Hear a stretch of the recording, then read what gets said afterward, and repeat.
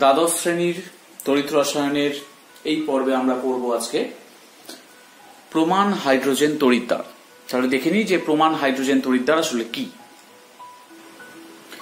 একটি পাত্রের মধ্যে যদি H+ আয়ন নেওয়া হয়, জল, তার মধ্যে H+ আয়ন, সেই H+টার সক্রিয় ভর 1। প্ল্যাটিনামের একটি তড়িৎদ্বার ডোবানো আছে। প্ল্যাটিনামের এই প্লেটটির গায়ে প্ল্যাটিনাম ব্ল্যাকের আস্তরণ দেওয়া আছে। আসলে প্ল্যাটিনাম ব্ল্যাকের আস্তরণ দিলে, মানে প্ল্যাটিনামের প্রলেপ যদি দেওয়া হয়, তাহলে সেই তড়িৎদ্বারটির পৃষ্ঠতলের ক্ষেত্রফল বৃদ্ধি পায়। এবার ক্ষেত্রফল যত বেশি হবে তত সে হাইড্রোজেনকে বেশি অধিশোষণ করবে। তার ফলে আমাদের যে তড়িৎদ্বার বিক্রিয়া সেটি ভালোভাবে সংগঠিত হবে। সেই জন্যই প্ল্যাটিনাম ব্ল্যাকের আস্তরণ দেওয়া হয়। শুধু প্ল্যাটিনাম ব্যবহার করলেও কিন্তু অসুবিধা নেই, কিন্তু প্ল্যাটিনাম ব্ল্যাকের আস্তরণ দিলে পৃষ্ঠতল বেশি হওয়ার জন্য অধিশোষণ বেশি হয়, হাইড্রোজেনের অধিশোষণ, সেই জন্য সাম্যাবস্থায় আসে এবং বিক্রিয়াটি ভালো মাত্রায় হয়। তাই প্ল্যাটিনাম ব্ল্যাকের আস্তরণ দেওয়া থাকে। এবার এই যে হাইড্রোজেন গ্যাস কিন্তু পাস করানো হচ্ছে একটি পাইপ দিয়ে, সেটি কাঁচ বা রাবার নল, তার মধ্যে দিয়ে হাইড্রোজেন গ্যাস পাস করানো হচ্ছে। তার প্রেসারটা এখানে ফিক্সড করা আছে 1 atm প্রেসার। তাহলে এইরকম যদি কন্ডিশন হয়, এই তড়িৎদ্বারটিকে আমরা বলতে পারবো প্রমাণ হাইড্রোজেন তড়িৎদ্বার। এর সাংকেতিক প্রকাশ কি হবে? আমরা এইভাবে লিখতে পারি, প্ল্যাটিনাম H2 1 atm লিখে দিব, H+ এর ক্ষেত্রে সক্রিয় ভরটা 1। অর্থাৎ আমরা সাংকেতিক প্রকাশ এইভাবে লিখতে পারি, সাংকেতিক ভাবে এইভাবে প্রকাশ করতে পারি। তাহলে এটি যদি ক্যাথোড হিসাবে কাজ করে হাইড্রোজেন তড়িৎদ্বার, তাহলে তার ক্যাথোড বিক্রিয়াটা কি হবে? তাহলে H+ একটা ইলেকট্রন নিবে, দুটো H+ দুটো ইলেকট্রন নিবে, নিয়ে তৈরি করবে হাইড্রোজেন গ্যাস। সেক্ষেত্রে আমাদের H+ থেকে H2, অর্থাৎ ক্যাথোডের যে তড়িৎদ্বার বিভব হবে, ইকুয়ালস টু E0 H+ থেকে H2 minus RT/2F ln pressure of hydrogen divided by activity of H+ তার স্কয়ার। তাহলে আমরা কিন্তু আগেই দেখলাম যে প্রেসার অফ হাইড্রোজেনকে আমরা 1 atm লিখে নিয়েছি, আর অ্যাক্টিভিটি অফ H+ অর্থাৎ সক্রিয় ভর সেটাও 1। তাহলে এই পার্টটা কি হবে? ln1 মানে তো 0, তাহলে এই পার্টটা কিন্তু বাদ চলে যাবে। অর্থাৎ আমরা পাবো E of H+ থেকে H2 equals to E0 of H+ থেকে H2। অর্থাৎ এই যে ক্যাথোডের তড়িৎদ্বার বিভব, সেটি কিন্তু ক্যাথোডটির প্রমাণ তড়িৎদ্বার বিভবের সমান হয়ে যাবে। সেই জন্য প্রমাণ অবস্থা এক্সিস্ট করছে। এটা হওয়ার জন্য আমরা একে প্রমাণ হাইড্রোজেন তড়িৎদ্বার বলে থাকি। তাহলে এই ক্যাথোড তড়িৎদ্বারটির ভ্যালু কত, অর্থাৎ তড়িৎদ্বার বিভব কত এক্ষেত্রে?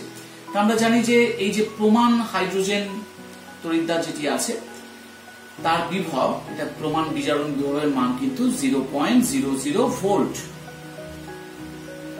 তাহলে এক্ষেত্রে এই তড়িৎদ্বারটির বিভব 0.00 ভোল্ট হবে। তবে এক্ষেত্রে যদি অ্যাটমসফেরিক প্রেসারটা যদি 1 atm না হয়ে অন্য কিছু হতো, বা যদি সক্রিয় ভর বা মোলার গাঢ়ত্ব যদি 1 থেকে আলাদা কিছু হতো, তাহলে কিন্তু এখানটায় আমরা সেই ক্যাথোডের তড়িৎদ্বার বিভবের মান কিন্তু 0 পেতাম না, তার বদলে অন্য কিছু পেতাম। যদি এই কন্ডিশনগুলো না দিতাম, তাহলে তখন আমরা তাকে প্রমাণ হাইড্রোজেন তড়িৎদ্বার বলতেও পারতাম না, তাকে বলতাম শুধু হাইড্রোজেন তড়িৎদ্বার। এবার দেখে নিই, যদি এটি অ্যানোড হিসাবে কাজ করত, তাহলে সেক্ষেত্রে কি ঘটনা ঘটত? অ্যানোড হিসাবে কাজ করলে হাইড্রোজেনটি আমরা যদি হাফ H2 দিই, তাহলে সেখান থেকে H+ প্লাস একটা ইলেকট্রন হবে, 2 দিয়ে গুণ করলে এদিকে H2 আসবে, এদিকে 2H+, এদিকে দুটো ইলেকট্রন হবে।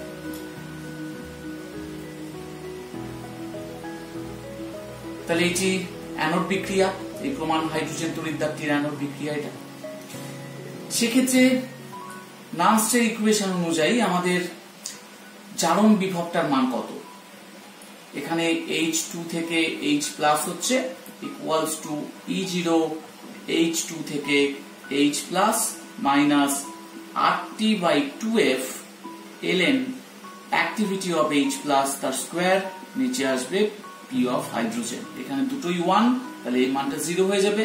আমরা আবার লিখতে পারি শুধুমাত্র প্রমাণ তড়িৎদ্বার বিভবের সমান হবে এবং যার মানটা 0.00 ভোল্ট। অর্থাৎ অ্যানোড রূপে যখন কাজ করবে তখনও প্রমাণ হাইড্রোজেন তড়িৎদ্বারের তড়িৎ বিভব কিন্তু 0.00 ভোল্টই হবে। এবার আমরা দেখব যে তড়িৎ রাসায়নিক শ্রেণী বা ইলেকট্রোকেমিক্যাল সিরিজ কি। তোমরা নিচু ক্লাসেও এরকম তড়িৎ রাসায়নিক শ্রেণী দেখে থাকবে।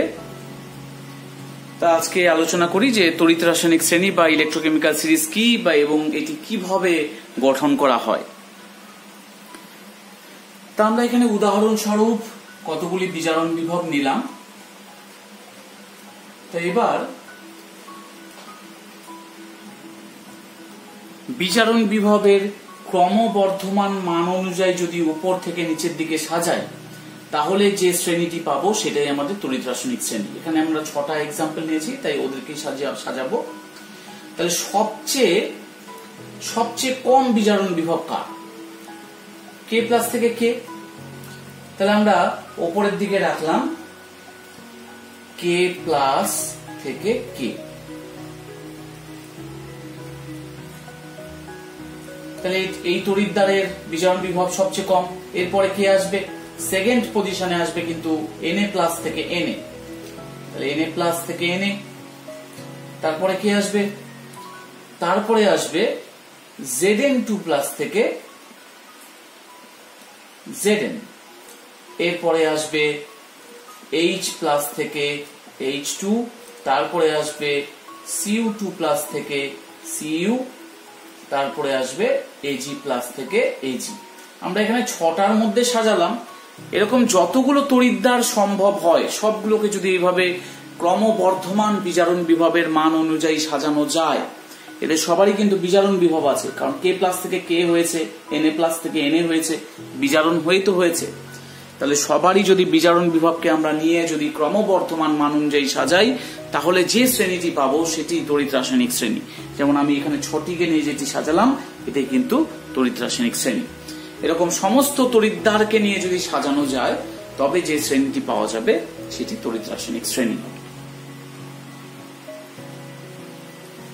তাহলে এই শ্রেণীতে আমরা যদি ওপর থেকে নিচের দিকে নামতে থাকি, আমরা যদি ধীরে ধীরে ওপর থেকে নিচের দিকে নামি, কি হবে? বিজারণ বিভবের মান, বিজারণ প্রমাণ কথাটা লিখে দিই কারণ এগুলো সবই প্রমাণ বিজারণ বিভবের মান। তাহলে প্রমাণ বিজারণ বিভবের মান বৃদ্ধি পায়। তাহলে ওপর থেকে নিচে নামলে প্রমাণ বিজারণ বিভবের মান বৃদ্ধি পায়। তাহলে প্রমাণ বিজারণ বিভবের মান যদি বৃদ্ধি পায় তাহলে কি হবে?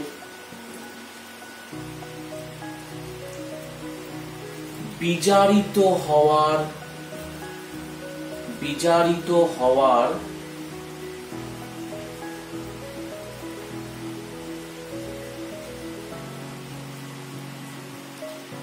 প্রবণতা বৃদ্ধি পায়। বিজারিত হওয়ার প্রবণতা বৃদ্ধি পায়। অর্থাৎ যত উপর থেকে নিচে নামবে তত কিন্তু বিজারিত হওয়ার, এখানে কে plus Na plus Zn2 plus এরা বিজারিত হওয়ার প্রবণতা বৃদ্ধি পাচ্ছে। অর্থাৎ কে প্লাসের বিজারিত হওয়ার যে প্রবণতা তার তুলনায় Cu2 প্লাসের বিজারিত হওয়ার প্রবণতা অনেক বেশি। তাহলে বিজারিত হওয়ার যদি প্রবণতা বৃদ্ধি পায় আমরা কি বলতে পারি? আমরা বলতে পারি নিজে বিজারিত হলে তো অপরকে জারিত করবে, তার মানে জারণ ক্ষমতা বৃদ্ধি পায়। আচ্ছা, জারণ ক্ষমতা বৃদ্ধি পেলে আমরা কি বলতে পারি? অর্থাৎ বিজারণ ক্ষমতা হ্রাস পায়। তাহলে জারণ ক্ষমতা বৃদ্ধি আর বিজারণ ক্ষমতা হ্রাস।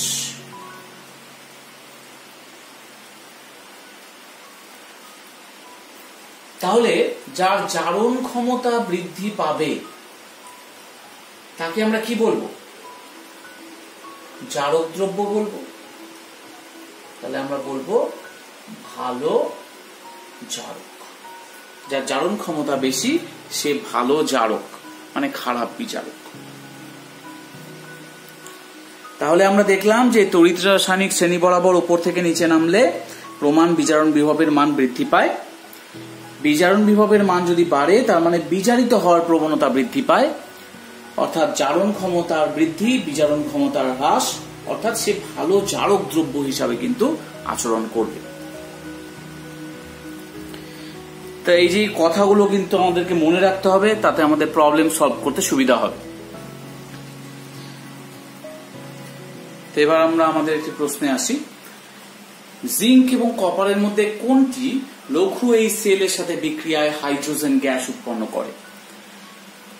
এখানে দুটির প্রমাণ তড়িৎদ্বার বিভব দেওয়া আছে, তা দেখি এখান থেকে আমাদের কিভাবে সলভ করা যায়। আমরা প্রমাণ তড়িৎদ্বার বিভবগুলিকে সাজিয়ে নিতে পারি ক্রমবর্ধমান মান অনুযায়ী। প্রথমে দেখো আমাদের যে ভ্যালুটা আছে Zn2 প্লাস Zn এর ভ্যালুটা সবচেয়ে কম, তারপরে এখানে আছে কপার 2 প্লাস কপার, এবং মাঝখানে আমরা রাখতে পারি যেহেতু হাইড্রোজেন আছে তাহলে H প্লাস থেকে নিশ্চয়ই হাইড্রোজেন তৈরি হয়েছে, অর্থাৎ আমরা ক্রমবর্ধমান মান অনুযায়ী কিন্তু তড়িৎদ্বারগুলোকে সাজিয়ে নিয়েছি। আমরা জানি যে ওপর থেকে নিচে নামলে বিজারণ ক্ষমতা, বিজারিত হওয়ার ক্ষমতা বৃদ্ধি পায়, বিজারিত হওয়ার প্রবণতা বৃদ্ধি পায়, কারণ উপর থেকে নিচে নামলে বিজারণ বিভবের মান বৃদ্ধি পাচ্ছে। তাহলে জিঙ্ক এবং কপারের মধ্যে কোনটি আগে বিজারিত হবে? Zn2 প্লাস এবং Cu2 প্লাস এর মধ্যে কিন্তু Cu2 প্লাস আগে বিজারিত হবে, কারণ উপর থেকে নিচে নেমেছে। তাহলে Cu2 প্লাস এর বিজারিত হওয়ার প্রবণতা বেশি।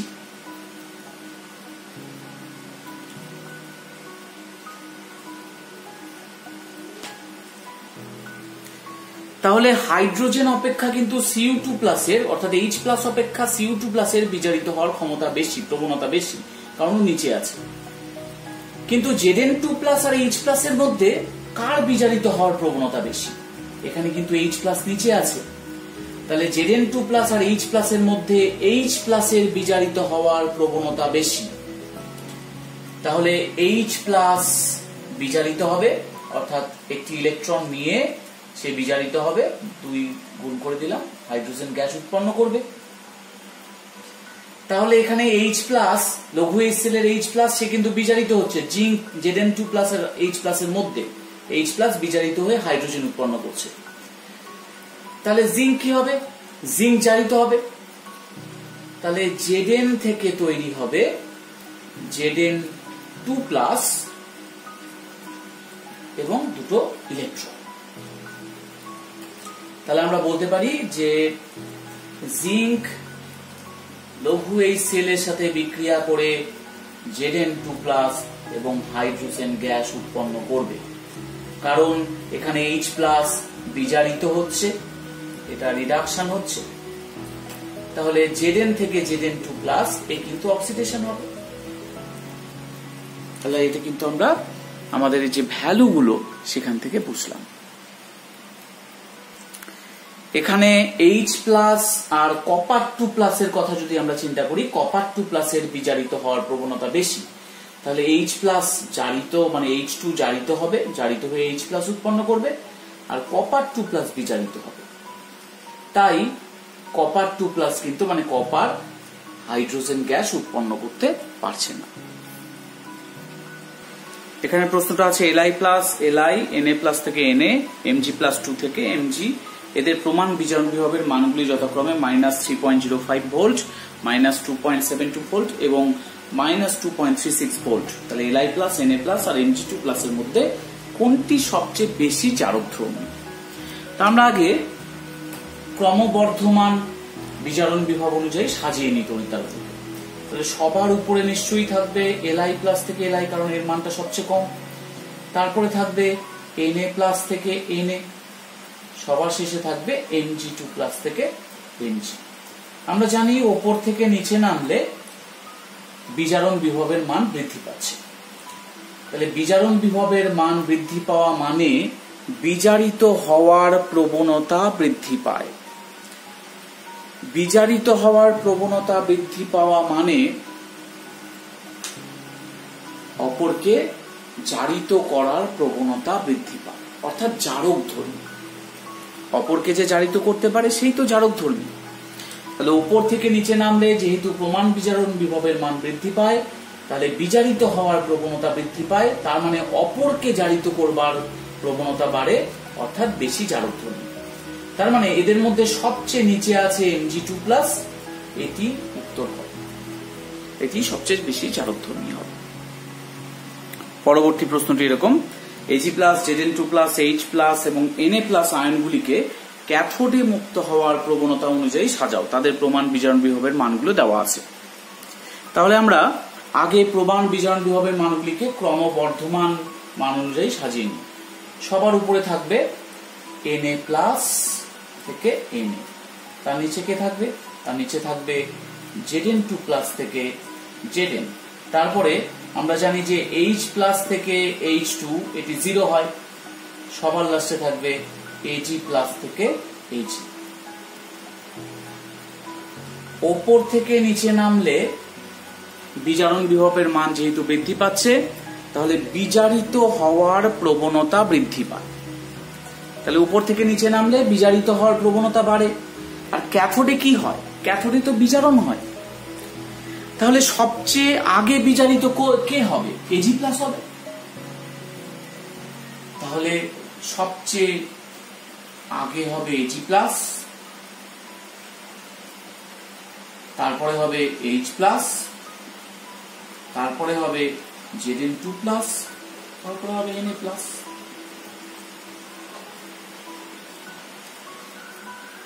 এই কোশ্চেনটা দেওয়া আছে, প্রত্যেকের প্রমাণ বিজারণ বিভবের মান দেওয়া আছে। বলেছে যে কোনটির জারণ ক্ষমতা এবং কোনটির বিজারণ ক্ষমতা সর্বাধিক। তাহলে আমরা আবার ক্রমবর্ধমান মান অনুযায়ী সাজিয়ে নিই। কোশ্চেনটিতে পরপর ক্রমবর্ধমান মান অনুযায়ী দেওয়া আছে, কিন্তু হ্যাপাজার্ডলি থাকলেও আমাদেরকে সাজিয়ে নিতে হবে। এক্ষেত্রে আমরা জানি যে উপর থেকে নিচে নামলে বিজারিত হওয়ার প্রবণতা বাড়ে। বিজারিত হওয়ার প্রবণতা বাড়ে মানে জারণ ক্ষমতা বৃদ্ধি পায়। তাহলে উপর থেকে নিচে নামলে কি বৃদ্ধি পায়? জারণ ক্ষমতা। তাহলে সবচেয়ে জারণ ক্ষমতা কার বেশি হবে? সবচেয়ে জারণ ক্ষমতা বেশি হবে Cl2। তার মানে প্রথম উত্তরটা, জারণ ক্ষমতার উত্তরটা কিন্তু Cl2 হবে। জারণ ক্ষমতা সর্বাধিক। এবার বিজারণ ক্ষমতা কার বেশি হবে? তার মানে যেহেতু উপর থেকে নিচে নামলে জারণ ক্ষমতা বাড়ে, তাহলে নিচ থেকে উপরে গেলে নিশ্চয়ই বিজারণ ক্ষমতা বাড়ে। তাহলে Ca, ক্যালসিয়ামের এখানে বিজারণ ক্ষমতা সর্বাধিক হবে। তাহলে উত্তরটা ক্যালসিয়াম, তার বিজারণ ক্ষমতা সর্বাধিক। তাহলে এবার আমরা এই প্রবলেমটি দেখে নিই। এখানে বলেছে এই ধাতুগুলির মধ্যে কোনটি Fe2+ কে বিজারিত করতে পারবে। প্রত্যেকেরই প্রমাণ বিজারণ বিভবের মান দেওয়া আছে। তাহলে আমরা আগে সাজিয়ে নিই ক্রমবর্ধমান বিজারণ বিভব অনুযায়ী। সবার উপরে কে থাকবে? সবার উপরে থাকবে কিন্তু Al3+ থেকে Al, তার নিচে থাকবে Cr3+ থেকে Cr, তার নিচে থাকবে Fe2+ থেকে Fe, তার নিচে থাকবে Sn2+ থেকে Sn, তার নিচে থাকবে Copper2+ থেকে Copper। তাহলে আমরা জানি উপর থেকে নিচে নামলে বিজারিত হওয়ার প্রবণতা বাড়ে।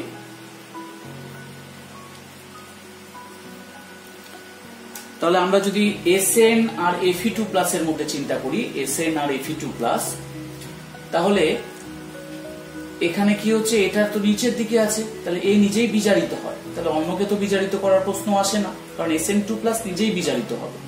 তাহলে এটা পারবে না। যদি আমরা কপারের কথা ভাবি, এও নিচে আছে, তাহলে কপার 2 প্লাস নিচেই বিজারিত হয়ে কপার হবে, তাহলে Fe2 প্লাসকে বিজারিত করার প্রশ্ন আসে না, কারণ এর নিচের দিকে থাকা এর বিজারণ বিভবের মান বেশি, তাহলে এটিও পারবে না। তাহলে এবার ক্রোমিয়াম দেখি, ক্রোমিয়ামের কিন্তু বিজারণ বিভবটা কম, ক্রোমিয়াম 3 প্লাস থেকে ক্রোমিয়াম সেই বিজারণ বিভবটা কম, কম হওয়ার জন্য এখানে Fe2 প্লাস বিজারিত হয়ে Fe হবে এবং ক্রোমিয়াম জারিত হবে, অর্থাৎ এই ক্রোমিয়াম আর Fe2 প্লাস এর মধ্যে কিন্তু Fe2 প্লাস বিজারিত হবে, তার মানে ক্রোমিয়াম পারবে। এবার দেখি অ্যালুমিনিয়াম আর Fe2 প্লাস এর মধ্যে Fe2 প্লাস যেহেতু নিচে আছে এটি বিজারিত হবে, তাহলে অ্যালুমিনিয়াম জারিত হবে। তাহলে কে কে পারলো? পারলো অ্যালুমিনিয়াম আর ক্রোমিয়াম। তাহলে বলতে হবে এখানটায় যে যেহেতু Feর এই Fe2 প্লাস থেকে Fe এই তড়িৎদ্বারের উপরে আছে এই তড়িৎদ্বারগুলো, অর্থাৎ অ্যালুমিনিয়াম এবং ক্রোমিয়াম এদের প্রমাণ বিজারণ বিভবের মান Fe2 প্লাস Fe সিস্টেম অপেক্ষা কম, তাই অ্যালুমিনিয়াম এবং ক্রোমিয়ামই Fe2 প্লাসকে বিজারিত করতে পারবে, নিচের গুলো পারবে না। এবার দেখে নিই কপার সালফেট দ্রবণে লোহার চামচ ডোবালে কি ঘটবে। এখানে Fe2 প্লাস থেকে Fe এবং Cu2 প্লাস থেকে Cu দুটোর প্রমাণ বিজারণ বিভবের মান দেওয়া আছে। তাহলে আমরা জানি যে ওপর থেকে নিচে নামলে বিজারিত হওয়ার প্রবণতা বাড়ে, যেহেতু কপার 2 প্লাস থেকে কপার এটার বিজারণ বিভবের মান বেশি, অর্থাৎ এটি নিচে আছে, তাই এটি আগে বিজারিত হবে। তার মানে কপার সালফেট মানে কপার 2 প্লাস সে কিন্তু দুটো ইলেকট্রন নিয়ে বিজারিত হবে, তাহলে অপরজনকে নিশ্চয়ই জারক হিসেবে কাজ করতে হবে। তাহলে Fe এখানটায় ভেঙে গিয়ে Fe2 প্লাস আর দুটো ইলেকট্রন উৎপন্ন করবে, অর্থাৎ নিচেরটা অ্যানোড হিসাবে কাজ করবে, ওপরেরটা ক্যাথোড হিসাবে কাজ করবে। তাহলে Cu2 plus plus Fe equals to Cu plus Fe2 plus. তাহলে এই রকম একটা বিক্রিয়া ঘটবে। তার মানে কপার সালফেট দ্রবণে লোহার চামচ ডোবালে পরে লোহা Fe2 প্লাস আয়নে পরিণত হবে, অর্থাৎ চামচটি হয়ে যাবে এবং কপার 2 প্লাস কপার সালফেট দ্রবণ থেকে কপার 2 প্লাস কপার হিসাবে তামা হিসাবে অধক্ষিপ্ত হবে। তার মানে ওই পাত্রের তলায় তামা ধীরে ধীরে অধক্ষিপ্ত হবে এবং লোহার চামচটি ক্রমশ ক্ষয়প্রাপ্ত হতে থাকবে। নেক্সট কোশ্চেনটি আমরা দেখে নিই। সোডিয়াম, ম্যাগনেসিয়াম এবং অ্যালুমিনিয়ামকে জলের সাথে বিক্রিয়া ঘটিয়ে হাইড্রোজেন উৎপন্ন করার প্রবণতার ঊর্ধ্বক্রমে সাজাও। এখানে তিনটেরই প্রমাণ বিজারণ বিভবের মান দেওয়া আছে। তাহলে জলে গেলে আমি যদি এগুলোকে কমন M একটি মেটাল হিসাবে ধরে নিই, তাহলে সেই মেটালটিকে কিন্তু আয়ন হতে হবে, ইলেকট্রন ত্যাগ করে আয়ন উৎপন্ন হতে হবে। তাছাড়া কিন্তু অর্থাৎ তাকে নিজে জারিত হতে হবে, তাছাড়া কিন্তু এরকম ঘটনা ঘটানো জলের সাথে বিক্রিয়া ঘটিয়ে হাইড্রোজেন উৎপন্ন করা সম্ভব নয়, অর্থাৎ নিজেকে কিন্তু জারণ করতে হবে, নিজেকে জারিত হতে হবে, নিজের জারণ হতে হবে। তাহলে আমরা জানি যে ওপর থেকে নিচে নামলে বিজারিত হওয়ার প্রবণতা বাড়ে, অর্থাৎ অ্যালুমিনিয়াম কিন্তু সহজে জারিত হতে চাইবে না, এদের মধ্যে অ্যালুমিনিয়াম বিজারিত হতে চাইবে, এর জারিত হওয়ার প্রবণতা এদের মধ্যে কম, কিন্তু বিজারিত হওয়ার প্রবণতা বেশি। তাই অ্যালুমিনিয়ামে যেহেতু বিজারিত হওয়ার প্রবণতা বেশি, তাই অ্যালুমিনিয়াম সবচেয়ে কম প্রবণতা হবে। সোডিয়াম এবং ম্যাগনেসিয়ামের মধ্যে ম্যাগনেসিয়ামের কম হবে, সবচেয়ে বেশি হবে সোডিয়াম, কারণ সোডিয়াম উপরের দিকে আছে, উপরের দিকে যে থাকবে তার বিজারণ বিভবের মান কম, তার মানে তার কিন্তু জারিত হওয়ার প্রবণতা বেশি। তাহলে আমাদের ট্রেন্ডটা হবে এরকম। আমরা জানি যে সোডিয়াম ঠান্ডা জলের সাথে বিক্রিয়া করেই কিন্তু হাইড্রোজেন উৎপন্ন করতে পারে, সেক্ষেত্রে ম্যাগনেসিয়াম গরম জলের সাথে বিক্রিয়া করে, উষ্ণ গরম জল, এবং অ্যালুমিনিয়াম ফুটন্ত জলের সাথে বিক্রিয়া করেই হাইড্রোজেন উৎপন্ন করতে পারে। যেহেতু এর প্রবণতা কম, সেই জন্য ফুটন্ত জলের সাথে বিক্রিয়া করে হাইড্রোজেন গ্যাস উৎপন্ন করে।